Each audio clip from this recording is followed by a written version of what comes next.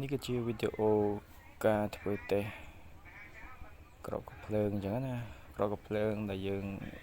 ដាក់បិទកាវភ្ជាប់ជាមួយនឹងម្សៅហើយយើងដុតទៀនពីក្រោមអញ្ចឹងណាដោយចង់ដឹងថាតើអាចបាញ់ទម្លុះទូរស័ព្ទដៃ Samsung បានទេអញ្ចឹងសូមទស្សនាទាំងអស់គ្នាបាទ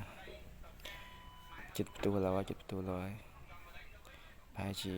20វិនាទីអាចនឹងផ្ទុះហើយព្រោះវាកំពុងតែដុតកម្ដៅ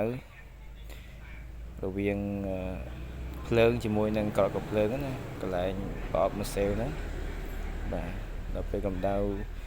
វានឹងធ្វើឲ្យមានចំហេះដល់ម៉ាសេលក៏បានឆេះហើយសម្ពាធភ្លើងនៅក្នុងក្របភ្លើងហ្នឹងគឺនឹងមានសម្ពាធចេញជាចំហេះបែបអាចរុញច្រានក្របកំភ្លើងរុញទៅមុខក្បាលក្របកំភ្លើងរុញទៅមុខចឹងណាអូខេផ្ទុះហើយបងប្អូនឃើញទេបងអាចធ្វើតេស្តបានបាទ